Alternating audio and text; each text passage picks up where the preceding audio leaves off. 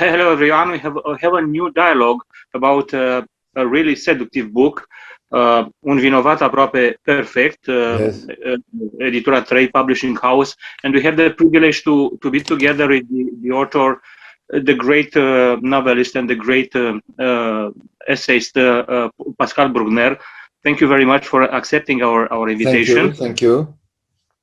My first question is this one. What is the new racism that you talk about in your last essay book? So there is kind of anti-white racism which tries to justify itself through anti-racism. It says that if you are anti-racist, you have to be anti-white because white people, according to some American theologians, white people are racist by birth, by nature. So if you were born white, you have been you are oppressing black and brown people. Of course, this is related to an American problematics, and it's not exactly the case in Europe. But we have adopted this kind of theory in France, in England, in Germany, and now I think it's coming also in Romania. Mm-hmm. Is this really a form of racism, or it is an imaginary racism? I think it's an imaginary racism because you cannot accuse a person for being born. So if you're born white or black or Arab or Asian or Indian, you cannot accuse that person of racism just because she's there and she exists. So it's a kind of twisting of classical racism, and this kind of philosophy was born on the campuses of North America. Mm-hmm. Who is the almost perfect guilty, un coupable presque parfait? Who is this? So in some leftist philosophies, the almost perfect culprit is a white man, which means a Western man, who is accused of having colonized the whole world, or having brought people into slavery, especially Africans, and to be responsible for everything that goes wrong on this planet, from global warming to injustice, inequality, and so on. And we see today that the reality is a little more complex, and that if it is true that 8 countries in the Western world have been imperialist and colonialist, the rest of Europe has been colonized, and of course Romania knows that. You've been colonized by the Ottomans, by the Russians, and you cannot resume the history of Europe to colonialism, slavery, and imperialism. Why is this almost perfect culprit? Actually, how did we get here to have this an almost perfect culprit? I think this is mainly due to the disappearance of the classical left, the communist one and the social democrat one. And in this void, theories of race, gender, and identity coming from the United States have rushed themselves to fill the gap. And so now many people of the European left try to explain the history of oppression through the categories of race, gender, and identity. Mm-hmm. Is this new racism also a huge academic business? Oh, yes, it's mainly a huge academic business, mainly that. In each American university or English university, and now it's coming to France, you have a big department of bureaucrats dealing with relationships between girls and boys, between binary sexuality, and the duty to teach young people the main matters of mathematics, algebra, literature, is replaced by the duty of installing a kind of gender justice between men, women, transsexuals, and so on. So it's a total distortion of the academic goal. Mm-hmm. It's about the truth, this one, that it's an academic business, or it's about the money and the promotion in career? Well, you know, it's about everything. So if you belong to a minority, or if you can claim that you belong to a minority and that you are a victim, you can, of course, enjoy and take advantage of this business. But most of all, it's a belief, it's a religion, and it's a new cult which was born on American campuses and now which pours into European campuses, and it goes everywhere through India, Israel. In every country, you have people claiming to believe in this kind of new racist religion, which accuses the white man and the white woman, of course, to be by birth racist. Is the United States a dangerous trendsetter about what you call, and I totally agree, the new racism? Well, you know, the United States are divided, they're split. This kind of woke culture, which follows wokeism, is stronger on the left of the Democratic Party in America, and the Republicans hate this kind of theory. But the wokeism, the woke culture has invaded medias, universities, and big corporations. So now in not only in medias, but in big companies, you have a department of gender justice, racial justice, and so on. So it's quite concerning. Discourses like this come from the West, from the Occident, because the West practices self-hatred with a big pleasure. Is a sign of big sign of crisis, actually. Yes. We are specialized in self-hatred. We like to attribute to ourselves every evil in the world. Even in France now, you have an intellectual who explains that we have created Putin with our own hands, and we should be held responsible for the invasion of Ukraine. It's our fault. It's always our fault. We always have to feel guilty. We always have to kneel down and say we are sorry. And yes, self-hatred is one of the main characteristics of the post-war Europe. But I think that with this new conflict in Ukraine, I hope that self-hatred will transform itself little by little into a kind of self-esteem, which would be better, because we deserve more than self-hatred.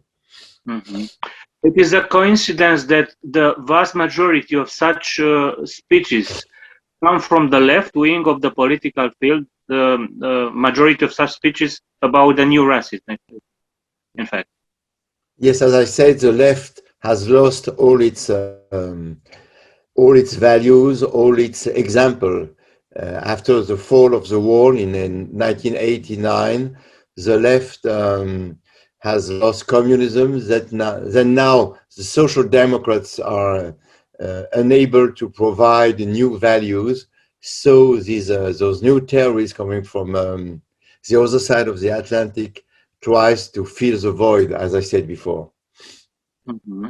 It's something like a fashion, something much deeper, with much more deeper long-term implication. This kind of thinking about new races. So you might think it's just a fashion, that it will pass away. I think it's deeper, and it might be like Marxism in Europe after World War II. It might be something that will last for 10 or 20 years, and which will invade and infiltrate all the channels of universities, companies, and medias. It might be longer than we think. Mhm. How is this way of thinking a new form of faith? How is this way of thinking a kind of, like George Steiner said, a religion surrogate? Yes, yes. There is an American intellectual called John McWhorter, who is an Afro-American, writing in the New York Times and teaching at Columbia, who said it's a new racist religion directed against the white people, but which will harm very much the black people, because it's very bad to treat black people as eternal victims. So yes, it's a surrogate religion, you're right. It's a kind of replacement of Marxism, which does not exist anymore. So to the class struggle has been replaced by race struggle, which is not any better, I think. And is this way of thinking related to the great star of the academic environment, namely to the axioms of politically correctness? I think it's a continuation of political correctness. It's like architecture, like a house. And so political correctness was the ground floor, and then the first floor and the attic are occupied by wokeism and this new critical race theory, as they say in America, which is a new form of, it's a kind of neo-racism, which attributes every wrong in this planet to the misdeeds of the white man. So yes, it's related to the political correctness. Is the son of the political correctness, actually. Oh, the grandson, yes, or the granddaughter, yes. And it's related to the, something has changed in the leftist political theory when most theoreticians and philosophers have ceased to consider social conflicts as the main basis for modern societies. But now the main struggle resides between majorities and minorities. So wokeism, as they call it, is a theory to promote minorities against majorities. And in America, the majority remains mainly white. So that's why the minorities borrow the path of skin color. Mm-hmm. So why is so guilty a white man from the point of new racist theory? Because the Americans consider that their history should be the whole world's history, and as in America, the white Anglo-Saxon Protestant have promoted slavery and then segregation. They consider that this particular history, which is American, should be extended to the rest of the world, especially in Europe, where in Western Europe we've been colonized. So it's an extension which is unfair and in which is appropriate only to the United States, not to Europe and not to the rest of the world. Because in the rest of the world we see that all people are racist, and racism is a word that should be used in plural. So this is not one racism. There are many kind of different racism. And we should recognize this fact to be quite fair. But even in United States, this, as you said, particular history is a matter of the present or is a matter of the past? The United States have made huge progresses in terms of racism. They have desegregated the school, the public transportation, public spaces, and they've made a huge promotion of black minorities. But very much remains to be done. And I think it is quite unfair to describe the situation of the today's Afro-Americans in the terms of the 40s or 50s. It's quite different now. And if the situation had remained the same, the United States wouldn't have had Barack Obama as a president. So we have to recognize the progresses to do. the progresses which have been made and the progresses which remain to be made. On the other hand, is thinking in these terms a form of fascism? To think in this term more precisely, building a new form of racism around the white man. Yeah, it reminds us the fascist theories of the 30s of the. Yes, of course, yes. It is very close to the theorization of racism in the 19th century, like we had in France and in Germany, and it looks very much like Alfred Rosenberg's theory of the superior race and the inferior race. So now it's a reversed fascism. You know, the white, which were used to be described as superior, are now at the bottom of the society, and the brown and the black are at the upper on the upper ladder. But even if it's reversed, it still remains racism, and it still reminds us what happened in the 30s. But it's also a form of neo-communism. No, not really. No, no. It's very far from communism. It's closer to fascism than communism. It's a new syncretism between the struggle of minorities to be recognized as a powerful force, and it's also a syncretism between the old anti-racism and the new neo-racism. So it's an interesting syncretism, but it's very far from the classical left. And in my eyes, it is a diversion from the real struggle. And the real struggles still remain social in every country, whatever color you are. You wrote in your book about the illuminating Holy Trinity. Why do these discourses have such a big rank? Neo-feminism, anti-racism, and decolonization. Because, as I said, the classical leftist discourse has been devaluated by the fact that communism has failed, by the fact that social struggles do not have the same importance. So people now rely on race, feminism, and decolonialism. And which is interesting in decolonialism is that it says that even if decolonization have taken place in the 60s, it's not finished. So we have now to decolonize ourselves and to extirpate the roots of our imperialist mentality. And the irony, the sad irony of this kind of discourse is that it doesn't see what's happening in today's world. In today's world, a country like Turkey wants to rebuild the Ottoman Empire. A country like Russia wants to re-establish by force the Russian Empire.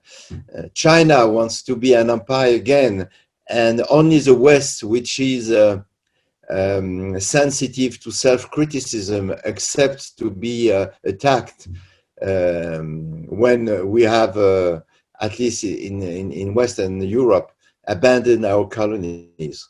So this discourse is not adapted to the reality. Mm-hmm. One of the chapters in your book is called "The Comfort of Resentment." For whom is resentment comfortable? Yes, you might say there is a big resentment against the West, mm-hmm. Because it's the Western civilization is a rich, prosperous culture which has dominated over the world for 4 centuries, and which is still one of the richest. So there is a resentment against the West because the West has probably undermined the values of traditional societies, and it has not collapsed after the decolonization. So many autocrats and many traditionalists hate the West for what it is and for what it has done. And of course, resentment is a kind of it's good to hate someone. It's a goal in life. Hatred is like it gives you a meaning in your life, and it's a way to give yourself a long future, to destroy your enemy. Are the consequences of denigrating the white man already tragic, or if we are not careful, can it be tragic? No, yes, it can be tragic for professors, teachers on campuses, on universities, who are being the target of their students. And so they have to resign. If they speak badly, they have to apologize. They might lose their jobs, and they might be expelled from teaching or from writing. But this kind of tragedy has been well illustrated by the wonderful book by Philip Roth, The Stain, which has been published, I think, 15 years ago, and which is a masterpiece. And it illustrates very well the tragedy that many professors are living in the United States, in England, and now sometimes in France, where when they are accused, for instance, of Islamophobia. But is it a tragedy for the West? Yes, it's a tragedy for knowledge. For instance, when this new cult explains that there is no man and no woman anymore, we have to degender the mankind and say men should be called persons with a penis, and women should be called persons with uterus, when in Canadian or even German air companies, you don't say ladies and gentlemen, but dear passengers, not to me gender people who don't feel man or woman.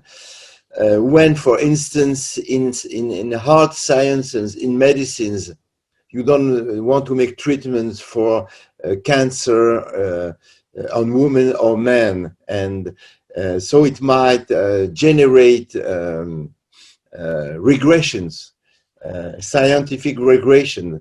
And of course, this kind of theory should not go into the scientific field. For instance, in the United States, now you have professors saying that mathematics are racist because they're white. Reason is racist because reason is both masculine and white. You also have people saying that in France. When you have people saying that the classical music is racist because one white note is worth two black, for instance, and that people should stop listening to Beethoven, to Mozart, Bach, Rachmaninoff, but only listening to hip hop and rap music, then it's called cultural regression. And of course, it may be quite tragical. But my hope is that people will wake up and that they will destroy this kind of stupid fantasies, which were born in the minds of some idle and rich and well-bred students of the upper classes of the United States of America. Mm-hmm. Actually, how can we deal with this situation? Oh, well, you have to deal. First, you have to counterattack very harshly on the plans of ideas. You shouldn't allow the smallest, the tiniest bit of this theory to enter the public field. So I think we should keep saying ladies and gentlemen, for instance, even if we have to respect transsexual person, but it's such a tiny minority that we should not stop saying ladies and gentlemen, for instance. And we have to also to listen to the opposition of American philosophers to these kind of ideas. And in the United States now, the greatest opponents to to the woke theory are mostly Afro-Americans, philosophers, politicians, sociologists, will refute this kind of philosophy and refuse to adopt it. So the people for whom, in principle, this theory has been written are those precisely who refuse to follow it. And that's very interesting. So we should be alert on this kind of phenomenon. Are the ration and the moderation really powerful weapons in this confrontation? Yes. Reason is a good weapon, but those people are not reasonable. So at some times we should not only use the weapons of reason. We should also prohibit. We should also crack down on these kind of people, and we should gather and rise up and stand up against them. So that's why in France we have created a lot of what we call observatories against decolonialism, against neo-feminism, against neo-racism, to confront them and to refute their allegations, which are crazy. So it's a cultural war which is going to be very long, but which is very necessary. How is the new racism a form of blackmail? Well, yes. Well, for instance, if you're a white old male, Western male over 50, of course your words are being disavowed as soon as you open your mouth.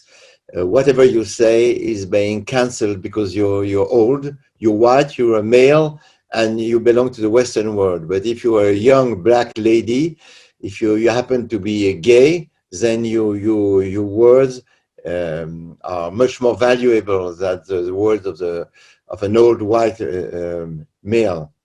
And so whatever you say is wrong because you're white, you're old, and you're white, and you're a male. So as you see, you're being blamed for what you are, and not for what you do or for what you say. Two more questions. Have you risked with any other book more than you do with this one? No, not at all. No. The only risk is mediatic. No. When the book came out, people thought I was crazy, and I think in France the book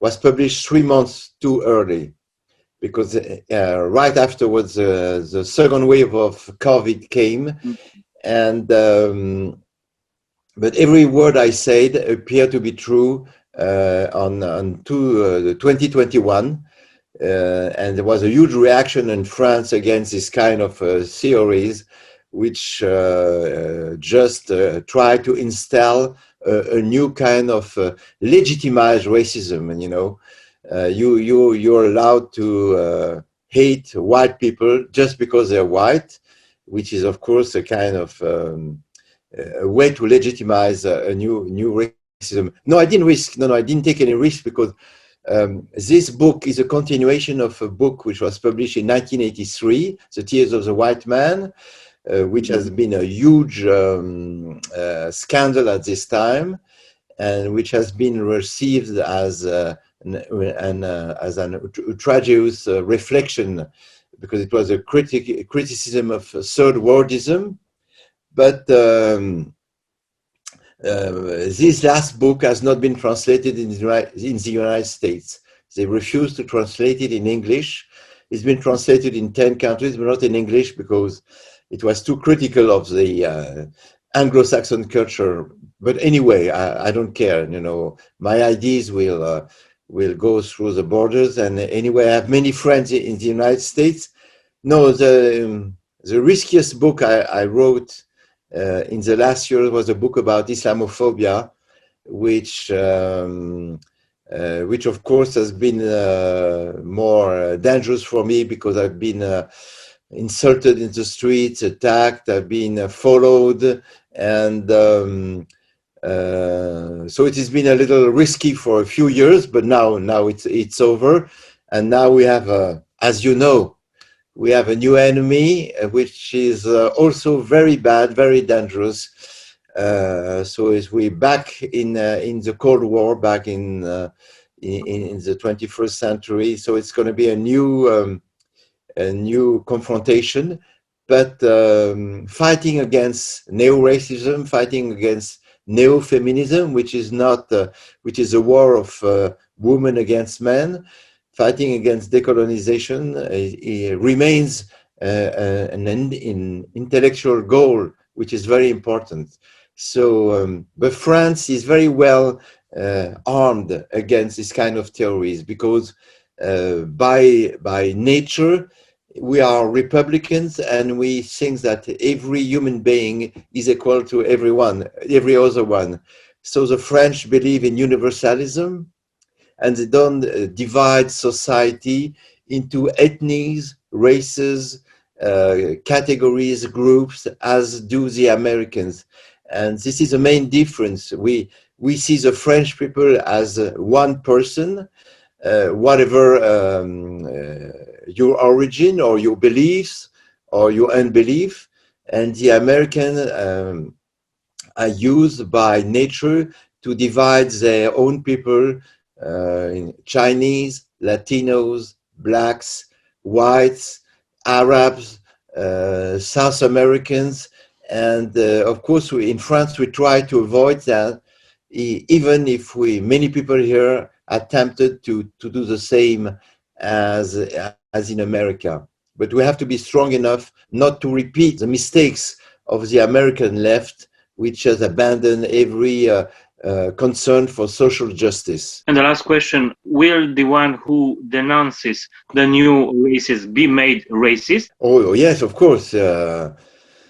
Oh yes, people say, you say that because you're a racist yourself, and it's a way to escape the accusation.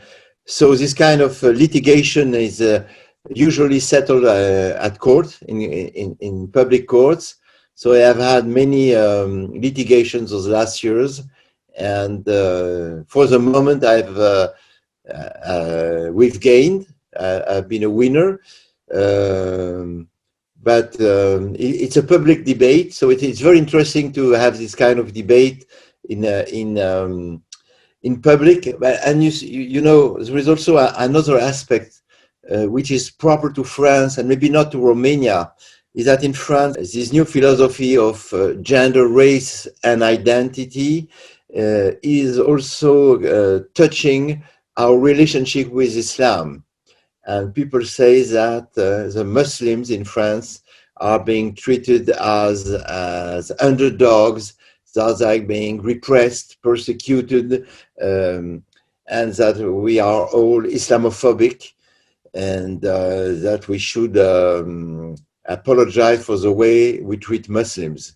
And of course, this is an interesting fight, because for us, it's an interesting battle, because at the same time, we have to recognize that in France we have 5 to 7 million Muslim citizens who are French, like every other French citizen, and we have to separate those 5 to 7 million Muslims from the extremists who try to drag the Muslim community into a religious and cultural war against the values of the Republic.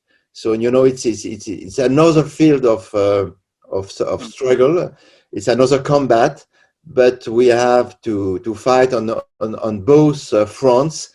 Cultural front against those ideas coming from the United States, being gathered under the umbrella of wokeism, and on the other side against the idea that France is an Islamophobic country, which in my view is not true, because more and more Muslims keep coming to France to live here, because I think they feel at ease in France, and at least they have the possibility in our country to believe in God or not to believe, to follow their religion or to abandon it, which is, in my view, a conquest of the Enlightenment.